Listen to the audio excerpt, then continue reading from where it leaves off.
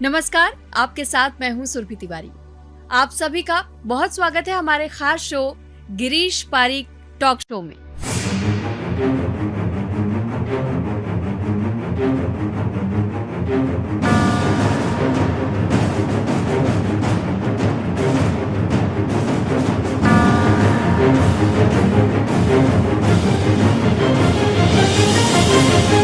तो अब शौर्य मंडल में 8वीं राशि यानी कि वृश्चिक राशि की बारी आ चुकी है। लंबा इंतजार रहा, लेकिन आप लोगों के लिए कुछ ना कुछ इस वक्त गिरीश जी के पिटारे में जरूर होगा।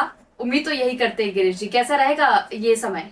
देखिए, वृश्चिक राशि जो है वो मैं आपको बता दूं कि ये मंगल प्रधान राशि है। मंगल इनके अधिपति होते हैं। तो जो वृश्चिक राशि वाले लोग हैं काफ़ी लॉयल होते हैं, मेहनती होते हैं, लीडरशिप क्वालिटी इनमें जन्मजात होती है। वृश्चिक राशि के साथ में थोड़ी सी स्थिति जो है काफी बदलने वाली है। वृश्चिक राशि में शनिदेव इनको फोर्थ ढैया से मुक्त कर रहे हैं, मतलब चतुर्थ भाव से पंचम भाव में आ रहे हैं। ये एक अच्छी बात है, लेकिन पांचवें घर में भी शनिदेव थोड़ा टेंशन बढ़ाने का ही काम करते हैं और संघर्ष कराने का काम करते हैं। और इसके साथ साथ में क्या हो रहा है कि जो गुरुदेव हैं वो भी इनके सातवें घर से अष्टम भाव में जा रहे हैं। तो अष्टम भाव तो अच्छा घर नहीं होता, जैसा आपको मालूम ही है। लेकिन अच्छी बात यह है, शनिदेव चांदी की मूर्ति यानी रजत पाए से आ रहे हैं, तो वो इनके जो अशुभ प्रभाव हैं उनको कम कर देंगे और शुभ फल को बढ़ा देंगे। तो आपके करियर और व्यवसाय में एक पॉजिटिव परिवर्तन की संभावना है। तो आप जॉब तो निश्चित रूप से चेंज करेंगे, बिजनेस भी आप थोड़ा सा चेंज करने जा रहे हैं। गोचर और ग्रह स्थिति की अगर मैं बात करूं तो राहु फोर्थ हाउस के अंदर है। वो थोड़ा सा आपके माताजी का स्वास्थ्य थोड़ा सा, या घरेलू सुख शांति, या वाहन से रिलेटेड इश्यूज, या घर से जुड़ी हुई कुछ समस्या आपको दे सकते हैं। केतु 10th हाउस के अंदर स्पिरिचुअल चीज़ों को बढ़ाने वाले हैं। शनिदेव पांचवें घर के अंदर हैं और उनकी जो दृष्टि संबंध है वो भी थोड़ा सा इतना बढ़िया नहीं है। 11th हाउस पे जो सप्तम दृष्टि है वो बढ़िया है, जो उनको एक अच्छी इनकम की ओर इंडिकेशन उनका मिल रहा है। पर्सनल जीवन की अगर मैं बात करूं तो राहु फोर्थ भाव में गोचर थोड़ा घरेलू अशांति का वातावरण देखने को मिल सकता है। जहां पे आप काम कर रहे हैं वहां के आपके जो सीनियर्स हैं उनके साथ में आपकी थोड़ी तू मैं हो सकती है। तो वहां पे आप थोड़ा सा विवाद ना करें, और जो वक्त चल रहा है, समझदार वही होता है जो इशारों को समझे। तो उस वक्त काम से काम, मतलब से मतलब रखें। और अगर मैं आपकी फैमिली लाइफ की बात करूं तो पारिवारिक मामलों में थोड़ी सी कुछ कानूनी उलझनें आ सकती है। अगर बात पैतृक संपत्ति की है तो वो समझदारी से निपटा लें, कोर्ट कचहरी में ना जाएं तो ही बढ़िया है। रिश्तेदारों के बीच में थोड़ा विवाद उत्पन्न हो सकता है, तो घरेलू वातावरण थोड़ा तनावपूर्ण रहेगा आपका। तो आप उसमें शांति बना करके रखें, अपनी वाणी को कंट्रोल में रखें। परिवार में अगर कोई विवाह योग्य सदस्य है तो उसमें रिश्ते में थोड़ी सी देरी हो सकती है, और जो देरी होएगी उससे थोड़ी सी परिवार में अशांति, अस्थिरता का वातावरण देखने को मिल सकता है। अच्छा, अगर मैं बच्चों के अनुशासन के लिए अगर बात करूं तो आप प्लीज़ उनको जोर ज़बरदस्ती से प्रेरित ना करें। ज़्यादा डिसिप्लिन करने की जरूरत नहीं, बच्चे आजकल ज़्यादा सुनते नहीं हैं। करियर और व्यापार की अगर बात करूं तो कार्यस्थल में आप ये समझिए कि आपकी जो फैक्ट्री है तो उसमें मशीनरी का जो खर्चा है वो बढ़ सकता है। रिपेयर एंड मेंटेनेंस का खर्चा आपका बढ़ सकता है। पार्टनरशिप अगर मैं बात करूं तो उसके अंदर अगर थोड़ा सा हो सकता है कि थोड़ी टकराहट बढ़ सकती है पार्टनर्स के बीच में। सरकारी मामलों के अंदर थोड़े से अगर आपने ध्यान नहीं दिया तो लापरवाही से हो सकता है कि आपको थोड़ा सा आर्थिक संकट देखने को मिल सकते हैं।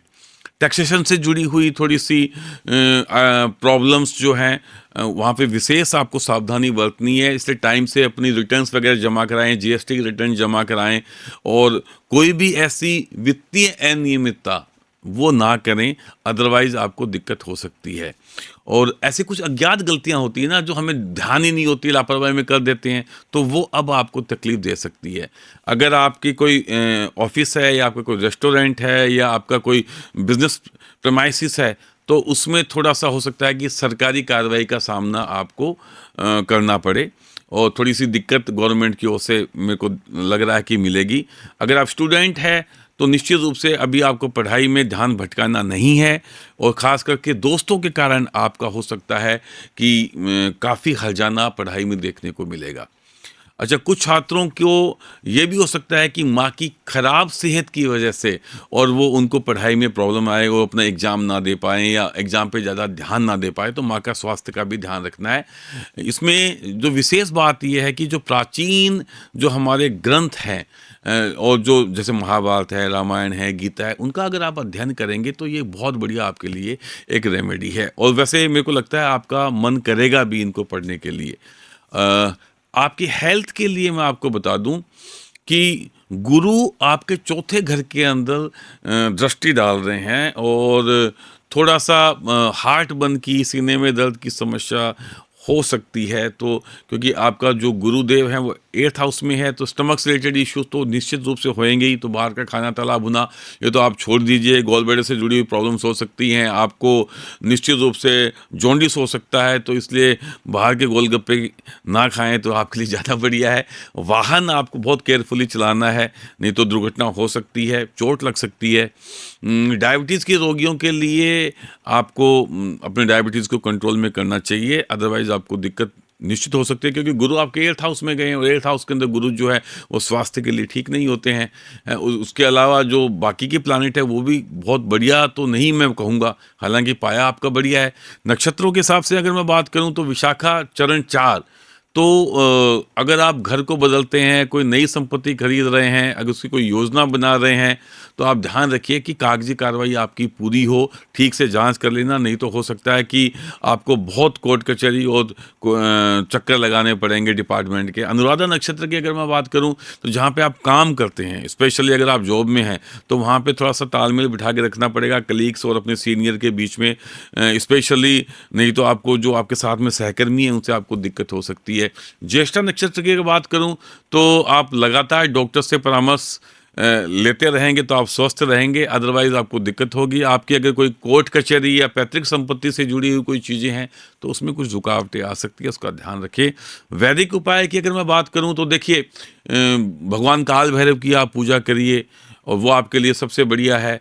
और आप परफ्यूम जो है ना, वो इत्र परफ्यूम का आप दान कर सकते हैं, ये आपके लिए एक अच्छी रेमेडी है। और कृष्ण पक्ष की अष्टमी को स्पेशली जो है वो आप माँ भगवती का जो है पाठ करें, दुर्गा सप्तशती का, वो आपके लिए बहुत बढ़िया है। काले तिल का, उड़द की बनी हुई वस्तुओं का आप दान करें, वो आपके लिए बहुत बढ़िया है। अंत में जैसा कि लाल किताब की रेमेडी की हम बात करेंगे, तो देखिए गणेश जी की नियमित पूजा जो है वो आपको करनी चाहिए। ओम गंग गणपतये नमः, ये गणेश जी का मंत्र है, महामंत्र है, इसका आप जाप करिए। गुरुवार को घर में कपूर का दीपक जलाइए, ये आपके लिए सबसे श्रेष्ठतम उपाय है। तो कुल मिलाकर के अगर मैं बात करूं वृश्चिक राशि में, तो वृश्चिक राशि में ढैया मुक्त हो रहे हैं, तो ये एक अच्छी बात है। और साथ ही साथ वो रजत पाए से शनिदेव आ रहे हैं, ये भी अच्छी बात है। लेकिन जो गुरुदेव हैं उनका जो अष्टम भाव में जाना है, ये थोड़ा सा हेल्थ पॉइंट ऑफ व्यू से ठीक नहीं है। लेकिन जब गुरुदेव अतिचारी होंगे, यानी कि जब वो 45 दिन के लिए, और आप मान के चलिए कि वो अक्टूबर 18 से लेके 5 दिसंबर तक 45 दिन तक अतिचारी होंगे, वो आपके लिए एक शुभ पीरियड रहेगा जिसमें आपके काफ़ी काम बन सकते हैं। तो कुल मिलाकर के वृश्चिक राशि को चिंतित होने की ज़रूरत नहीं है। चांदी के पाये से काफ़ी अशुभ प्रभाव कम हो जाएंगे, लेकिन थोड़ा सा आपको टेम्परामेंटल अपना इश्यू बनाना पड़ेगा। कई बार क्या होता है, वक्त बुरा होता है तो हमें सुननी पड़ती है लोगों की, तो रिएक्ट मत करिएगा, क्योंकि समय अभी तो खराब है ना। आने वाला जो बृहस्पति का 36 महीने का इतना बढ़िया गोचर आ रहा है, उसमें वो सारी चीज़ें आपको मिलने वाली है। तो कुल मिलाकर के बस थोड़ा सहन शक्ति अपनी बढ़ा दीजिए, बाकी सब कुछ बढ़िया है। और हेल्थ का ध्यान रखिए। तो बिल्कुल देखिए, वृश्चिक राशि के बारे में गिरीश जी ने ये बताया कि आपको थोड़ा सा ध्यान देते हुए चलना है, यानी कि समय बदल रहा है आपका, लेकिन थोड़ा सा धीमी गति के साथ में। तो आपको उस समय के साथ ही चलने की जरूरत होगी, यानी कि जैसे जैसे समय में परिवर्तन आएगा वैसे वैसे आपके दिनचर्या में भी, आप खुद में भी बदलाव महसूस करेंगे और पॉजिटिव चेंजेस हैं। ये थोड़ा स्लो जरूर है, तो इसीलिए आपको पेशेंस रखने की जरूरत है। और गृह कलेश को लेकर भी उन्होंने कहा कि आपको इसमें भी थोड़ा सा संयम बरतने की जरूरत है, वाणी पर कंट्रोल रखिए।